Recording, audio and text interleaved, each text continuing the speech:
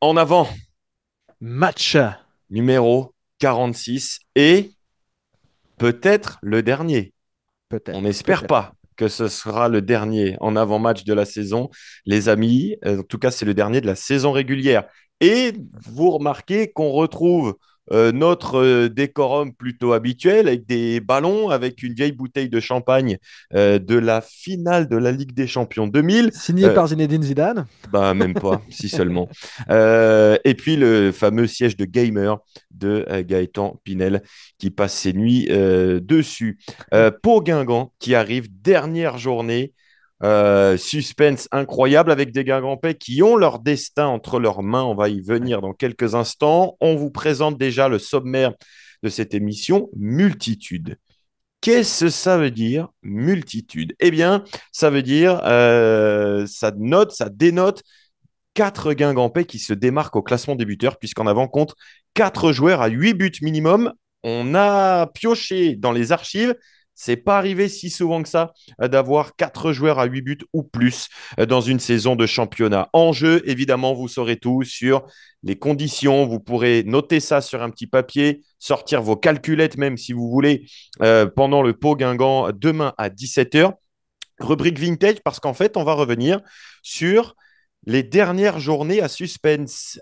Oui. Et finalement, il n'y en a pas eu beaucoup. Depuis, allez, on a pris depuis la montée en première division en 95, on en a dénoté 5, Gaëtan, et on va y revenir tous les deux durant cette émission. Et puis la suite, vous la connaissez, présentation de Pau, des enjeux de la dernière journée de Ligue 2. Et puis le quiz, la finale que Ouais. tu as animée, Gaëtan. Ah. Ah, si tu peux nous la teaser un peu, comment ça s'est Ouais, passé? haletante, haletante, renversante, trépidante, voilà, c'est un peu comme ça. En tout cas, il y a eu beaucoup, beaucoup de suspense. Donc voilà, préparez-vous à ne pas faire de conclusions hâtives, à ne pas imaginer n'importe quel scénario parce que ça peut bouger plusieurs fois dans ce quiz. Avec un gros cadeau à gagner pour le vainqueur. Alors, je crois que tu n'as pas dit dans le quiz parce que tout n'était pas encore ficelé, mais le vainqueur de ce quiz et donc de cette saison du quiz des supporters gagnera un match avec nous à la Guingampèse la saison prochaine pour nous suivre Eh dans oui. les coulisses et vivre un match à côté de nous en tribune de presse en Ligue 2 ou en Ligue 1. Frisson. Qui sait, qui sait. Multitude, multitude donc, car depuis la semaine dernière, eh bien, Guingamp compte un nouveau buteur à 8 buts. C'est lui. Cette affaire. Oh oui, si oui, pour le brise, là-bas, et Grieb, ouais, Ryan Grieb, encore, toujours lui, l'homme de cette fin de saison. 8 buts pour Ryan Grieb, 4 buts en 4 journées, quelque Ouais. chose qui n'était plus arrivé depuis 2021 et 4 journées consécutives avec un but pour Franz Di Piero qui avait même inscrit 5 buts sur cette période de 4 matchs. Il finit en boulet de canon, Ryan Grieb, Gaëtan. Ouais, ouais, ouais, il termine très fort. C'est un joueur qui a eu, je trouve, beaucoup de vagues dans sa saison. Il y a eu un très bon début, il y a eu une période un peu plus creuse. Il est bien revenu début 2025, où il a été décisif très vite. Il avait enchaîné avec des buts contre Dunkerque et Annecy, par exemple. Des matchs plutôt consistants aussi. Et puis, on l'a un peu moins revu ensuite. Pas toujours titulaire non plus. Et puis là, c'est vrai Il que a été sur le blessé dernier aussi, mois, hein. il a été blessé. Et sur le dernier mois de compétition, ben. 4 buts en 4 matchs. Alors, avec des rencontres où c'est vrai que souvent, et Sylvain Ripoll en a parlé, mais souvent il est contraint de sortir allez, aux alentours de l'heure de jeu. Il a un peu moins de gaz à ce moment-là. Mais c'est un joueur qui est très souvent décisif parce que 8 buts pour un ailier, il n'y en a Mm. pas beaucoup quand même. Il faut lui ajouter 2 passes décisives en championnat, une en Coupe de France. Donc ça fait quand même un joueur sur lequel Guingamp peut compter quand même hein, dans sa façon de faire basculer des matchs. Alors malheureusement sur ces matchs-là, il y en a deux où sur ces 4 derniers buts, là, 2 fois il y a des défaites. Donc c'est pas des buts qui amènent effectivement beaucoup de points.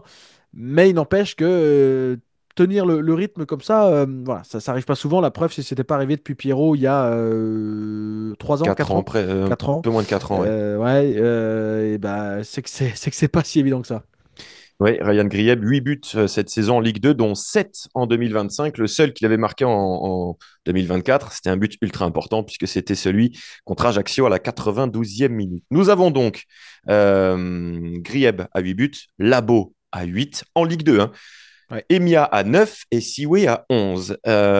comment expliquer, Gaëtan, cette multitude?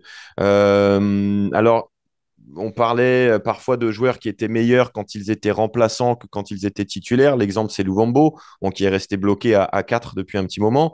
Grieb, par contre, je trouve que c'est un peu l'effet inverse. Je préfère Grieb Ouais, titulaire que quand il entre. c'est vrai. Mais Puis, alors, la seule chose qu'on peut regretter par rapport à cet amas de joueurs et ces 4 buteurs, c'est que rarement les 4 ont été en forme en même temps, ont marqué beaucoup en même temps, au même Mhm. moment de la saison. Parce que là, on souligne Grieb, mais c'est vrai qu'un joueur comme Siwe marque un petit peu moins en ce moment. Ouais, il y en a deux qui ont souvent été en forme quand même en même temps, c'est Siwe et Emia. Mm, Ces deux-là, ça a souvent tourné un peu ensemble. Grieb, c'est vrai que c'est un petit peu à part. Et Labo aussi, parce que Labo a souvent marqué quand Siwe jouait moins, était mm, blessé, ou quand il a remplacé parfois Siwe aussi. Donc c'est vrai que ça fonctionne différemment. En même temps, avoir Labo, Siwe et Emiya, les trois marqués en même temps, ça peut être relativement rare parce que les trois ne démarrent jamais ensemble. mm. Il y en a souvent deux, mais pas les trois. Alors il peut y avoir une entrée en jeu, évidemment. Mais oui, en tout cas, ça montre que bah, les uns se substituent un peu aux autres assez régulièrement. Parce que on parle des buteurs, mais il y a Hugo Picard qui lui marque beaucoup moins, seulement 2 buts en championnat, mais 7 passes décisives, donc il se distingue d'une autre manière.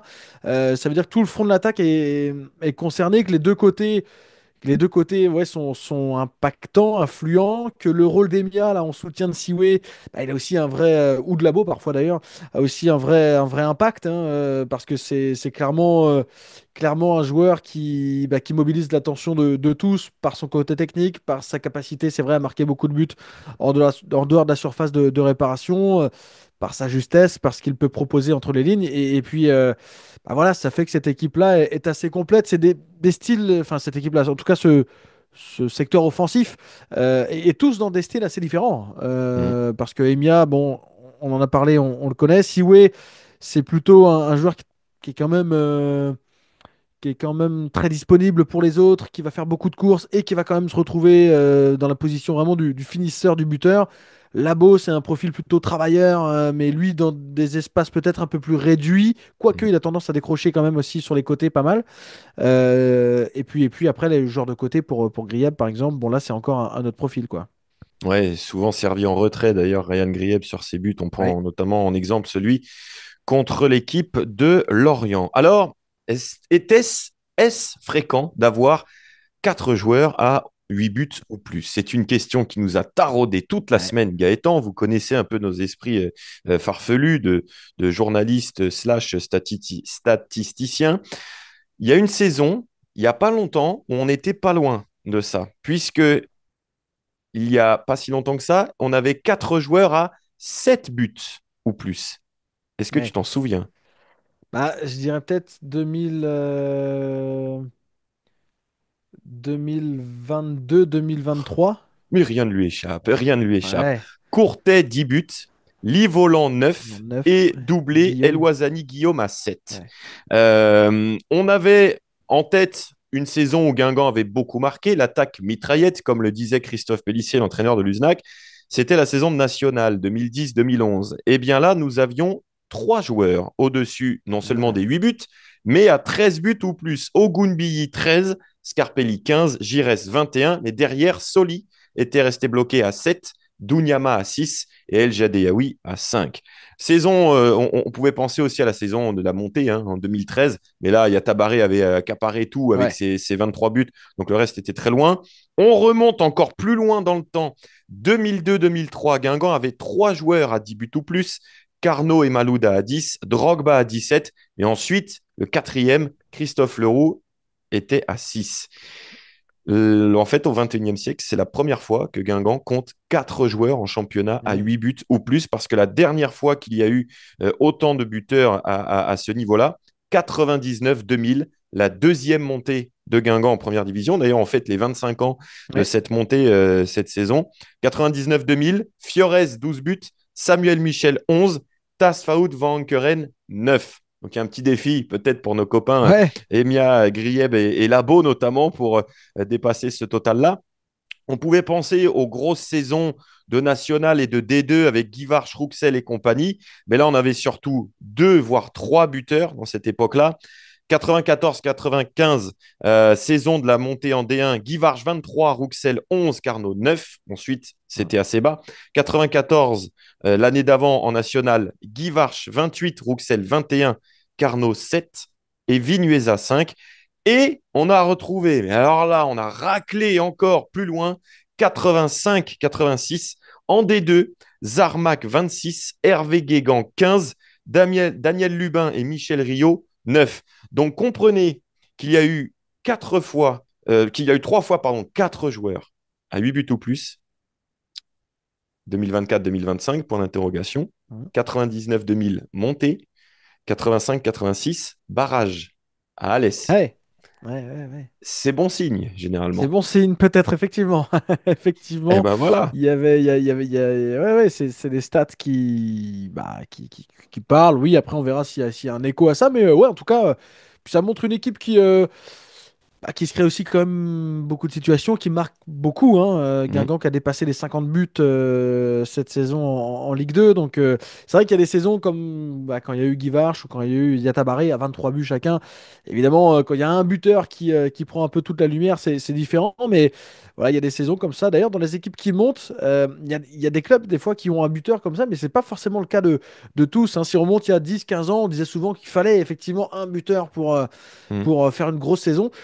C'est moins le cas ces derniers temps. Il y a aussi des équipes, je pense un peu au Havre et à Ajaccio ces dernières années en Ligue 2, qui sont montées surtout avec une très solide défense Ouais. plutôt qu'avec une grosse attaque. Mais voilà, être en haut, c'est pas forcément avoir un gros buteur, c'est un avantage. Et c'est un avantage autrement d'en avoir effectivement plusieurs autour des 10, quoi. Le danger vient de partout à Guingamp. Les enjeux, justement, on fait la transition par rapport à cette dernière journée. Bon, c'est relativement simple, hein, Gaëtan. Oui, Si Guingamp ne perd pas, il y a 95% de chances ouais. que Guingamp soit en barrage. Ouais, c'est ça. Bon, victoire, c'est sûr. Et nul, faudra pas que Laval gagne par plus de 3 buts d'écart Mm. contre Metz. Sinon, effectivement, Guingamp sera dépassé. Mais voilà, il y a quand même ces deux issues-là. Si Guingamp est battu, Guingamp peut être dans les 5 premiers. Mais il faut que Laval ne gagne pas derrière. Mm. Donc là, c'est encore une autre solution. Et après, il y a la possibilité d'être quatrième. Mais là, il faut gagner et que Dunkerque perde. Ça, c'est aussi Ouais. la possibilité de finir quatrième à la différence de but devant les Dunkerquois. Ouais, différence de but, tu en parles parce que c'est intéressant. La différence de but, on ne doit pas la calculer. Enfin, il n'y a pas à gagner par deux ou trois buts d'écart à Pau pour dépasser Non. Dunkerque. Quoi qu'il arrive, si Guingamp gagne et que Dunkerque perd, en avant sera devant. Par contre, Guingamp, je crois, a trois buts d'avance sur Laval Oui. en différence de Oui, je but. crois que c'est ça. Ouais, ouais. Notez bien quelque chose d'important. Bon, de toute façon, dans les critères, Guingamp aurait été devant, mais les critères en cas d'égalité ont un petit peu changé en Ligue 1, Ligue 2 ces dernières années. Premier critère en cas d'égalité de points, c'est la différence de but générale. Mm. Et à l'instant T, avant la dernière journée, Guingamp est devant Laval à ce jeu-là. Et puis, par contre, si Laval gagne et que Guingamp fait nul et que Laval, pardon, se retrouve à la même différence de but qu'en avant, Guingamp sera toujours devant, car le deuxième critère, ce sont les confrontations directes.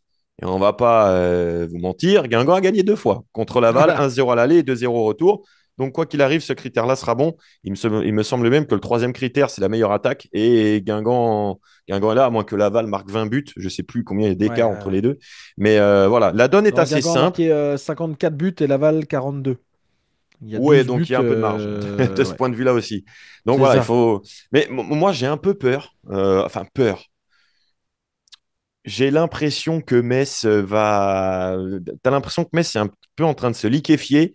Les gars, ils vont être concentrés sur leur barrage, Ah oui. leur playoff 2, comme on dit, du 17 mai, je crois, ou du Ouais, 18, je sais même plus. 17, je Mais crois. et j'ai peur qu'ils galvaudent complètement le match. Est-ce Euh, qu'il serait Tu vois. pas illogique dans leur préparation de faire souffler peut-être quelques garçons qui sont un peu moins bien en ce moment, ouais, de ménager les uns et les autres. Et puis alors, enfin, faudrait plutôt éviter pour eux quand même de prendre une petite valise parce qu'une fin de saison qui finit un peu comme ça en eau de boudin, c'est pas forcément bon avant d'attaquer les playoffs, même s'il n'y a pas de vérité. Mais enfin, c'est jamais bon de terminer sur une sale série quand même, surtout qu'ils restent là sur un nul presque heureux hein, face à Rodez à domicile. Mm. Ils ont perdu juste avant à Pau. Si là, ils sont encore battus, la dynamique serait vraiment pas bonne avant les barrages. Donc, ils ont Mm. plutôt intérêt quand même à limiter un peu la casse de ce point de vue-là. Mais ils ont peut-être surtout, effectivement, intérêt à préparer le match qui arrivera après, entre les blessures des uns des autres, la forme, la récupération. Bon, c'est pour ça que ce serait pas illogique, effectivement, de voir Metz perdre à Laval. En tout cas, d'aborder ce match peut-être avec un peu plus de recul, de détachement, puisque le Même match si, important, il arrivera juste après. c'est ça, même si on a bien vu que, bon, une équipe euh, Ouais, il y a... désolidarisée d'enjeu ou qui n'a pas d'enjeu ou qui est plus ou moins en roue libre, comme on disait l'autre Ouais. jour, on a bien vu avec Bastia que c'était comme ça. Et on a Tout vraiment dépend en fait l'impression, s'ils c'est abordent le tout ou match rien. en ménageant certains joueurs, et Ouais. donc c'est-à-dire en alignant une équipe un peu différente, ou si, comme Bastia l'a fait à Guingamp, comme Grenoble l'a fait à Bastia la semaine d'avant, ils arrivent avec vraiment l'équipe type Mm. et de manière libérée jouent peut-être un peu différemment. Ça jouera là aussi. Bon, en tout cas, il n'y a pas vraiment de vérité à tout ça, hein, mais bon, on se rend compte qu'il y a beaucoup d'équipes quand même sans enjeu qui gagnent des matchs contre des équipes qui en ont. C'était le cas de Pau d'ailleurs, il y a deux matchs face à Metz. Mm. Donc voilà, c'est encore une petite piqûre de rappel à tout ça. Il y a rien qui est fait d'avance, même avec de l'enjeu ou pas, hein. Ouais, exactement. Donc on verra bien, mais c'est vrai que Guingamp a son destin en main. Ouais. Donc il y a une donne qui est claire. Si on gagne, il n'y a même pas à regarder son téléphone ou à ouvrir l'antenne de son transistor. Il n'y aura aucun problème à Juste avoir. pour savoir si Guingamp joue son playoff à domicile ou pas, le premier. C'est vrai. Ah Il ouais, y tu aura quand vois. même cette option-là. Mais on Mais ce n'aura pas à sera sans paniquer. stress en tout cas. Ça Sans sera que du stress. bonheur. Ça sera que du bonheur pour les Guingampais. Et justement, une dernière journée à enjeu. Eh bien, ça n'arrive pas si fréquemment. Pour les Guingampais, on a pris donc le point de départ de la première saison en D1 d'en avant, 1995. Alors la montée, d'ailleurs, s'était jouée avec le fameux but de Coco Michel à l'avant-dernière journée contre Toulouse. Il y avait une défaite ensuite à Nîmes, un peu en claquette pour les Guingampais. Depuis 95, 5 fois, Guingamp a joué un gros enjeu, montée ou maintien ou descente sur la Ouais. dernière journée. Premier exemple, 97-98.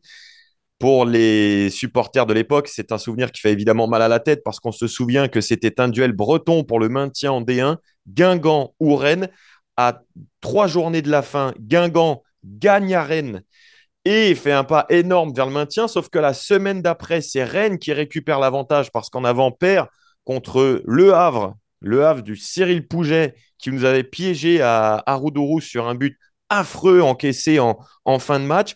Et sur la dernière journée, c'était un Cannes-Guingamp. Guingamp avait gagné ce match, mais Guingamp était descendu parce que dans le même temps, Rennes, avec un but de Kaba Diawara, s'était maintenu. D'ailleurs, Kaba Diawara, avec qui j'ai commenté pas mal de matchs sur Canal Plus Afrique, je peux te dire que on en a parlé assez souvent et que je ne l'ai pas remercié. Notre T'as ami bien fait. Kaba Diawara. Tiens, c'est marrant parce que j'ai un autre point commun avec un autre qui nous a crucifiés aussi sur une autre année. 2001-2002, c'est sans doute le maintien le plus stressant de toute l'histoire d'en avant. 2001-2002, c'était un schéma un petit peu particulier parce que la Ligue 1 était à 18 et on devait Ouais. passer à 20 pour la saison suivante. Du coup, il n'y avait que 2 descentes dans ce championnat de Division 1. C'était la dernière fois qu'on l'appelait Division 1. Et heureusement, parce que s'il y avait eu 3 descentes, Guingamp serait descendu. Il fallait, je crois, que Guingamp gagne contre 3 et que dans le même temps, Metz ne batte pas Lorient. Lorient qui était déjà condamné. Donc là, on faisait appel à la solidarité bretonne. Lorient qui venait d'ailleurs de gagner la Coupe Lorient de était France, d'être condamné, en finale de Coupe de la Ligue. même en gagnant à Metz, ils pouvaient pas se sauver, les Lorientais, Ah, si il me Guingamp semble perdait? pas. Il me semble pas. Écoute, je vais Ah, reprendre le peut-être, ouais. classement. Toujours est-il que Guingamp s'était imposé 1-0 avec un but de Carnot en fin de match, hein, dans le dernier quart d'heure. Ouais, 72e, je crois. Ouais, et il y avait eu un partout entre l'équipe de Metz et celle de Lorient. D'ailleurs, on avait évoqué cet épisode-là dans le podcast avec Guy Lacombe, podcast à retrouver partout, mais l'extrait, c'est maintenant. À en dire, Florent Malouda, c'était c'était la Coupe du Monde. Donc, bon, ouais, il m'avait rappelé ça, mais c'est vrai que j'avais été un peu, je leur avais dit, je les avais mis devant leurs responsabilités. Ça, c'est vrai. C'est-à-dire, j'aurais dit, voilà, c'est la Ligue 1 ou la Ligue 2. Nous, on a quelque chose à faire. Moi, je suis certain, je leur ai dit, je suis certain que Lorient va faire un résultat à Metz. Il n'y a aucun problème là-dessus. Ils sont bien meilleurs, il n'y a aucun problème. Souvenez-vous, ils ont gagné la Coupe de France, hein, donc faut pas, bon, il n'y a pas photo. Hein. Et je savais qu'ils allaient le jouer le jeu parce qu'ils avaient une chance en passant Metz de rester parce que il y avait un club en difficulté financièrement, si vous vous souvenez bien. Donc il y avait toujours ce truc qui planait. Donc ils avaient intérêt. Donc je savais qu'ils joueraient le jeu et que en plus c'était Yvon Pouliguen, entraîneur, c'est pas quelqu'un à lâcher quoi que ce soit. Donc bon, voilà. Et donc voilà, ça fait que moi j'étais sûr que en faisant le job, c'est-à-dire en gagnant, on allait se sauver. Et ça, je l'ai mis dans la tronche. Ça, c'est clair. Hein. Ça, je vais vous dire que j'ai vraiment. Et puis moi, vous pouvez demander à mes adjoints. Eux, ils y croyaient plus. Hein. Et ça a été vécu par les supporters comme pour les joueurs, hein, comme si on avait gagné une coupe, ou je ne sais pas, ou comme si on s'était qualifié pour la Ligue des Champions, je ne sais pas. Mais ça a été une fête, mais monstrueuse. Je vous confirme que pour moi, ça vaut largement un titre. Franchement. Et c'est ce que Drogba et Malouda avaient dit aussi.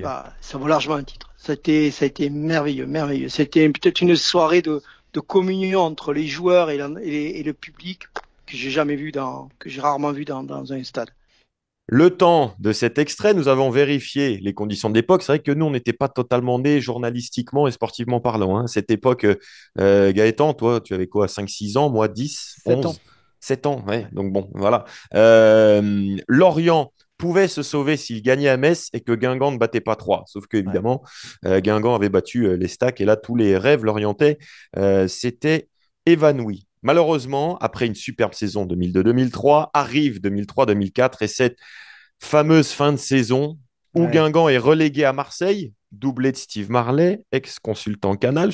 En fait, j'ai commenté avec tous nos bourreaux de notre histoire. C'est vrai que Guingamp perd à Marseille et Guingamp est relégué parce que notamment Ajaccio, avec Ajaccio de Bernard Diomède, je crois, avait gagné et du coup, Guingamp ne pouvait pas passer devant. Mais c'était surtout sur cette dernière journée, d'accord, mais c'était avant que Guingamp avait perdu son maintien, Gaëtan. Oui, c'était le match contre Nice hein, à domicile. L'égalisation, je crois que c'est Sami Traoré, 94e, qui égalise. Et puis Guingamp qui 90e concède. et but de l'Asland à 2-1, Ah oui, c'est ça. 94e. Ouais, On ouais, menait c'est ça. 1-0 Il y à a la oui, 89e. oui. Il y a l'égalisation, puis le deuxième. Oui, c'est ça. Il y avait 1-0 et renversement à 2-1. Traoré Lasland. C'est ce match-là qui avait condamné Guingamp quelque part parce que gagner à Marseille derrière, bon, ça semblait compliqué. Marseille qui avait une grosse équipe à ce moment-là, qui fait finale d'ailleurs de Coupe de l'UEFA à l'époque. Je crois que c'est juste après ce match d'ailleurs. Ouais, et puis forcément, aller gagner au Vélodrome, c'était plus compliqué. C'était le match de Nice qui devait, de par son scénario jusqu'à la 89e, qui devait permettre à Guingamp de se maintenir. Et si Guingamp avait gagné celui-là, voilà, ce serait passé. Mais ouais, Guingamp avait perdu le fil sur la fin de match. Et donc, la dernière journée était décisive, mais bon, l'espoir était quand même sacrément réduit pour la dernière journée quand même. Ouais, et ça s'était joué à un point, hein, à un Ouais, misérable avec point Bastia. avec Bastia et Toulouse même. Toulouse aussi. 39-39 Toulouse-Bastia et 38 Guingamp, 38 comme Le Mans d'ailleurs. Mais c'est vrai qu'il y avait eu Nice, il y avait eu aussi Metz, un match en retard en mars-avril où on rate un péno à 10 Ouais. minutes de la fin. Auxerre avec la fameuse boulette de Lecros, mais le but encaissé sur corner à la 90e. Il y avait eu beaucoup, beaucoup de moments où Guingamp avait perdu son maintien, surtout à domicile cette saison-là. 2009-2010 maintenant, dernière journée en jeu, que Guingamp joue à domicile. Et là, il y avait une confiance énorme, Gaëtan, Ouais. parce qu'il y avait une condition pour que Guingamp se sauve. D'abord, espère se sauver, c'était gagner contre Ajaccio. Oui, Et ça oui. ensuite, il fallait remplir une autre condition, soit qu'il y ait match nul entre Châteauroux et Strasbourg, soit que Vannes ne gagne pas à Metz. Metz qui, sur cette dernière journée, jouait sa montée et Vannes son maintien. C'était à Saint-Symphorien et on était à 99% du stade persuadé que si on gagnait, c'était bon pour en Ouais. avant. Et ça s'est pas du tout passé comme ça. Alors Guingamp a gagné 2-1, avec notamment un but de Gounbi en début de match. Mais Vannes avait gagné 1-0. 1-0 à Metz, un but de Virgile Recette à la 6e minute. Alors, j'ai Et c'est jamais vrai que... commenté avec Virgile Rosette. Ah, bon, ça Ah, arrivera peut-être bientôt, ça, hein. je tiens à le dire.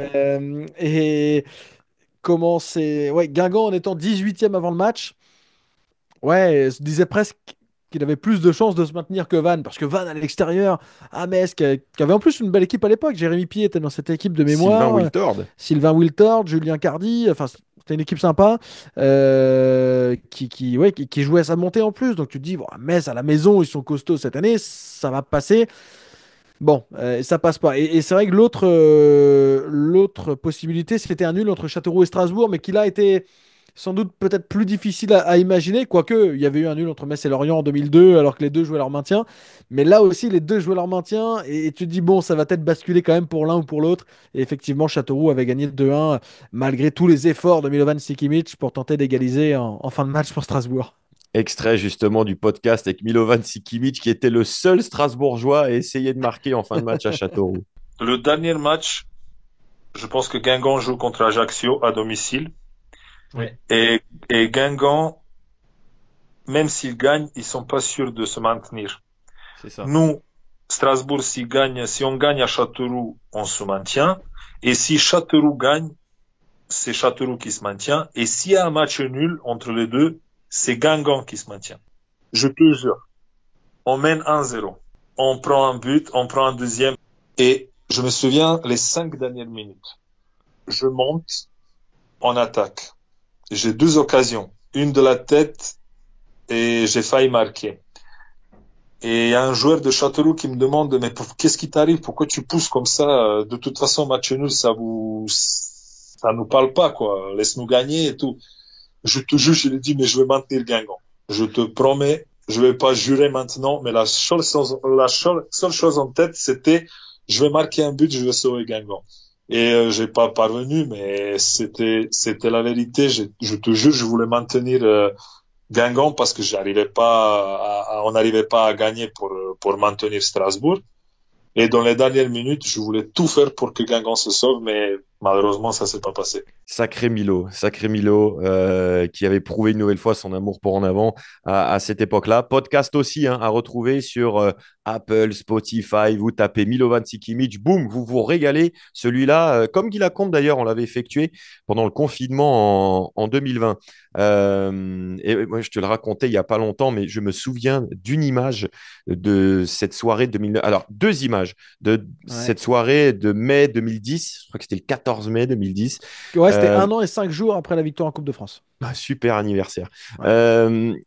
La première, c'est au bout de 5-6 minutes.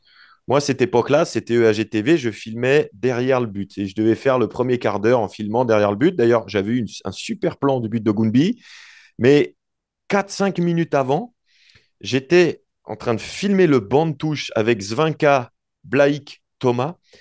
Et là, je les vois, ils se regardent, il y a des mines qui se ferment. Ouais. Et je ne sais plus qui autour de nous avec les photographes, etc. J'entends Van a marqué à Metz. Et je te jure, c'est facile à dire, 15 ans après, que mon espoir s'est effondré au bout de 5 minutes. Quand je me suis dit, non, Van qui gagne, ça ne pouvait pas arriver, c'est en train d'arriver. Et le Mm. match était ultra stressant, en plus, Ouais, entre parce que Guingamp et Ajaccio Metz. a un Et poteau Ajaccio, pour pardon. revenir à 2-2. Ouais. Une frappe de Ludovic Guerreiro. Guerreiro. Comment il se souvient de ça, lui? Je me souviens de la frappe, Ludovic. mais je ne savais pas qui a Mince, frappé. comment Oui, c'est c'est son ça, nom? Guerriero. Oui, oui, c'est ça. Guerreiro. Ouais. Et qui, ouais, sur le poteau. Et tu dis, oh là là, enfin, ça va être chaud pour que ça tienne, quoi. Et ça avait tenu. Guerreiro, ouais. Mais bon. Moi, j'étais en tribune d'honneur ce match-là. On n'avait pas encore quand même tous les iPhones, les trucs et tout, Mm. vraiment à l'époque, les applis. Ah, c'était les Walkman, Euh, hein? ouais, mais on arrivait, Radio voilà, et Bonheur. t'écoutais le match, la radio pour savoir qui a marqué ici ou là. Et de mémoire, El Jadayaoui sur le côté gauche, pendant les touches, il demandait au public quel était le score de Mm. Vannes. Bon, malheureusement, on n'avait pas pu lui annoncer un but de Metz, mais ouais, ça s'était terminé comme ça. Alors que c'est vrai qu'on était vraiment très confiants avant le match et en tout cas, on se disait que oui, Vannes ne pouvait pas gagner là-bas et nous, on savait on savait. On se doutait fortement que Guingamp allait battre Ajaccio, mais même ça n'avait pas été simple. Nous, on a eu une fausse joie en plus en rentrant au vestiaire. C'est Thierry Debesse, regardez, extrait de l'époque EAG-TV, il rentre dans le couloir des vestiaires en disant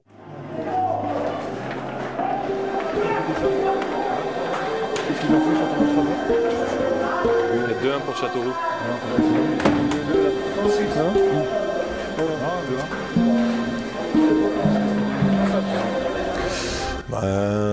Je pensais que du fait qu'ils aient réussi à nous battre ce soir, ça allait suffire pour le maintien. Je pense qu'avant le match, je m'étais dit, j'avais discuté avec certains joueurs de Guingamp, j'avais dit si vous nous battez, je pense que vraiment vous êtes maintenus. Je pense que je ne voyais pas du tout Vannes réaliser un coup à Metz.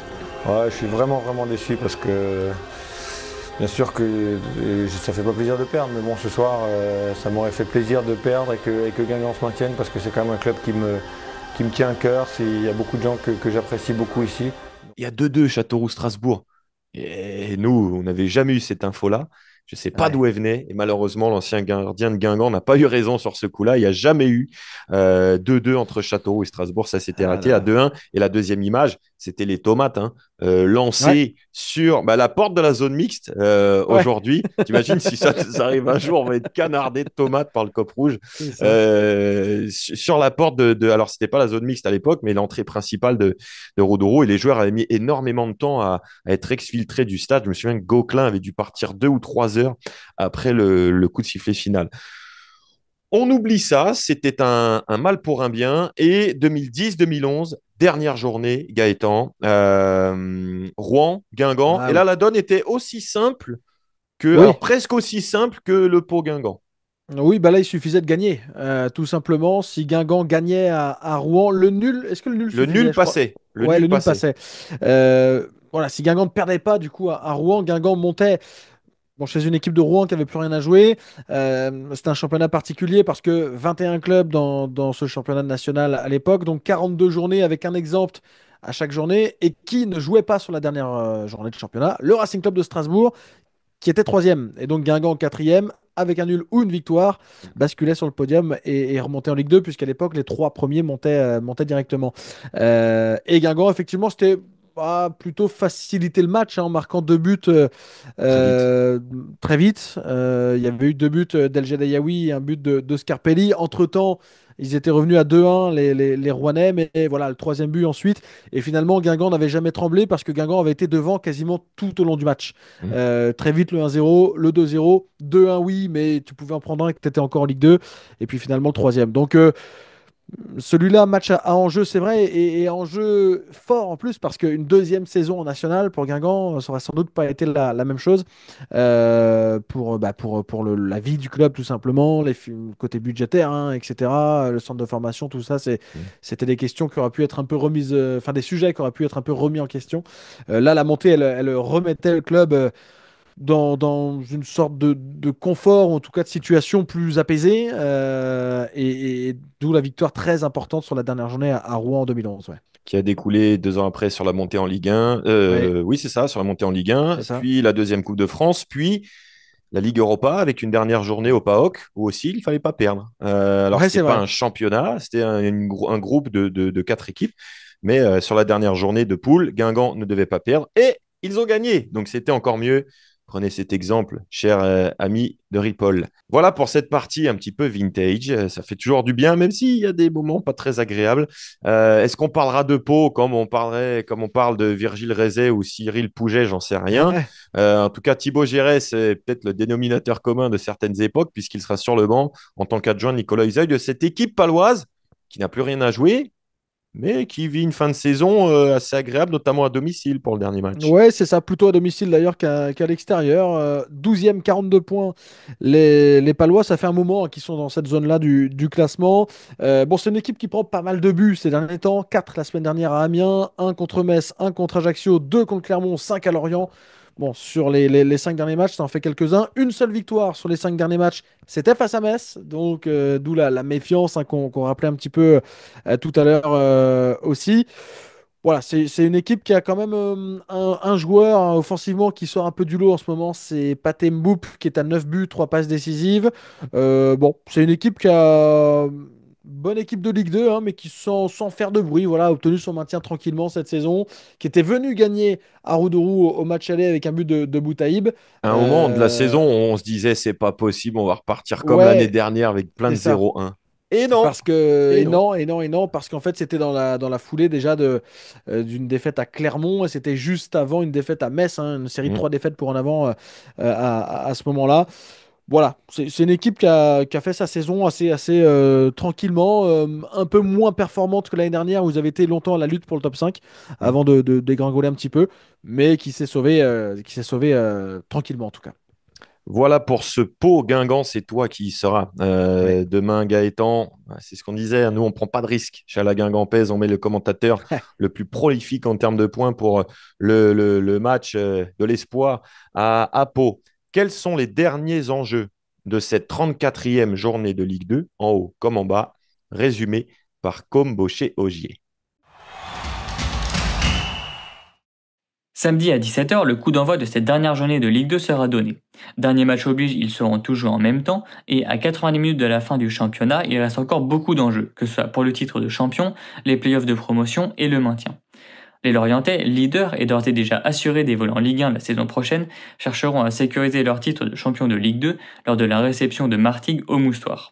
De leur côté, les Martégots, 17e, sont à la lutte avec les Clermontois, 16e, qui se déplaceront à Rodez pour la place en barrage de relégation. Ensuite, les Canets recevront les Bastiais, Grenoble se déplace à Annecy, et enfin l'Estac affronte Amiens dans 3 matchs sans enjeu pour le classement.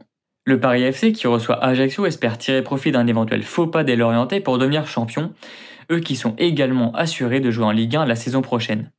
Metz, déjà sûr de finir 3e, affronte Laval 6e, les Lavallois qui peuvent toujours espérer aller en play-off en cas de victoire de leur part et de défaite guingampaise. Et enfin Dunkerque, déjà qualifié pour les play-offs de promotion, se rendra au stade Bauer pour y affronter le Red Star, mais pourrait se faire dépasser en fonction de leurs résultats et de celui des concurrents. Vous l'aurez compris, il reste encore beaucoup d'enjeux dans cette dernière journée de Ligue 2. Merci Com pour cette dernière pastille, Ligue 2 de la Oui. saison 2024-2025. Dernière journée de la saison régulière, dernière pastille, dernier quiz. Et surtout, la finale. Emeric, Steven, revanche dans l'air, titre en jeu, soirée avec Gaëtan Pinel en tribune de presse. Ah. Promise au vainqueur. Gaëtan, Effectivement. c'est à toi.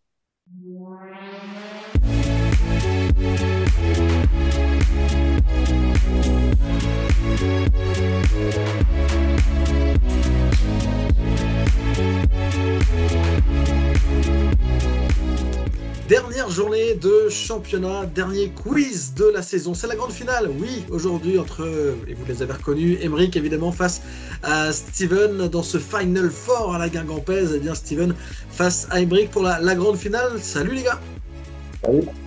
Salut à tous les deux. Motivé? Chaud? Toujours. Ouais, toujours. Bon, super, on va pouvoir démarrer ce quiz évidemment avant le Pau Guingamp qui nous attend. Bon, vous le savez, comme d'habitude, on va avoir plusieurs manches. On va avoir aussi un toss pour vous départager d'entrée pour savoir qui pourra prendre la main. La question toss, la voici. Combien de fois Guingamp et Pau se sont-ils affrontés dans leur histoire? Le plus rapide? Steven. Vas-y. 9 fois. 9 fois. C'est un tout pile. C'est un tout pile, Steven, c'est tout bon. C'est toi qui as donc la main sur les deux manches qui nous attendent là dans la partie coup franc, enfin sur les deux thèmes dans la manche coup franc plutôt. Pour être plus précis, tu as le choix entre les dernières journées ou les saisons de montée. Qu'est-ce que tu choisis? Saison de montée? Allez, bon, c'est pas évidemment si Guingamp va monter cette année, mais Guingamp joue quelque chose, joue dans cette idée-là. Alors, on s'intéresse aux saisons de montée avec toi, Steven. Première question, on va remonter en 2012-2013. Combien de fois cette saison-là, montée de Ligue 2 donc en Ligue 1, combien de fois Guingamp s'était incliné à domicile en 2012-2013? Direct. Vas-y. Une fois. Une fois. C'est tout bon. Tu as le nom de l'adversaire? Monaco, bien joué. 2-1, il y avait d'ailleurs un certain Stéphane Dumont du côté de Monaco qui jouait ce match-là. Perdu 2-1 par Guingamp malgré le but de Diallo. Deuxième question, le score est déjà ouvert. On remonte un peu plus loin cette fois. Qui est le meilleur buteur d'en avant lors de la saison 1994-1995? Direct ou indirect? Indirect. Indirect. Alors, tu as le choix. Première saison de la première montée, hein, évidemment, en D1.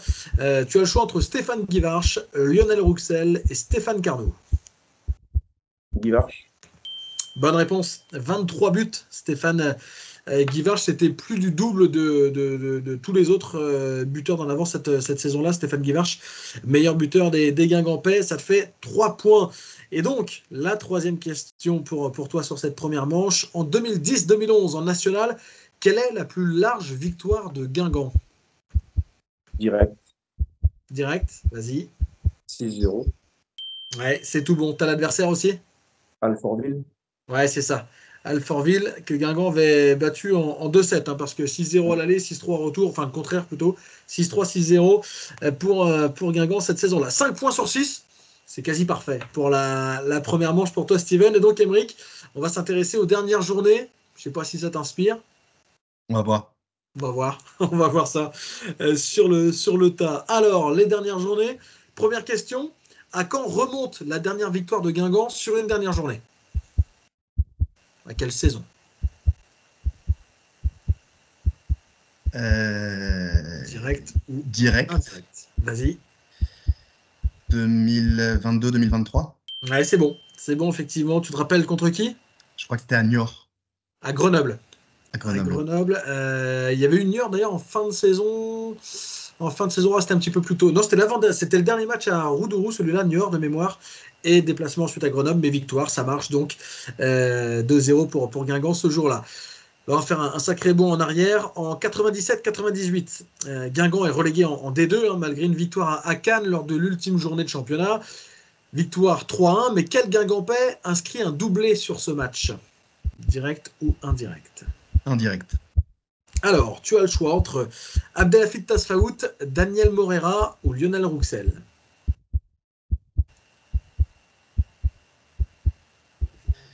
Rouxel. Rouxel, c'est pas bon. C'est pas bon, c'était Daniel Morera et c'est Tasfaout qui avait mis l'autre but de Guingamp, le premier d'ailleurs des trois, et doublé ensuite de Morera. Bon, tu restes à 2 points, mais tu peux revenir à 5-4 avec la dernière question avant la manche suivante. Saison 2007-2008, Guingamp étrit 3 lors de la dernière journée de Ligue 2 5-0. Quel Troyen, alors futur Guingampais à ce moment-là, est titulaire du côté de l'Estac? Direct. Direct, vas-y. Claudio Beauvu. Claudio Beauvu, ça fait 2 points, 5-4. Donc, il y avait Gaël Danic aussi, mais lui était déjà passé par Guingamp au moment de ce match-là, de ce Guingamp 3. 5-4 à l'issue de la première manche. Ça va, c'est serré, hein. On est bien. Et on va passer sur une manche de scénario là, pour la suite. Vous connaissez le principe, je vous donne le nom des buteurs avec les minutes. Et vous me donnez le match, ça vaut 1 point. Et la saison, ça vaut 1 point aussi. Les deux, évidemment, ce sera coup double. Premier scénario. Sidibé, 17e. Gomis, 38e. Sagna, 50e. Civis, 89e. Sidibé, 17e. Aymeric. Gomis. Vas-y, Aymeric. Saison 2023-2024. Oui. Et l'adversaire, je sais plus.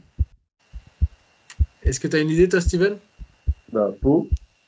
Pau. Ouais, c'est bon. C'est bon. Ça vous fait un point chacun. 2023-2024, victoire 4-0 de Guingamp qui avait déjà gagné 4-0 la saison précédente à Roudourou contre Pau. Deuxième scénario à retrouver. Sarr, 44e. Tasfaout, 50e.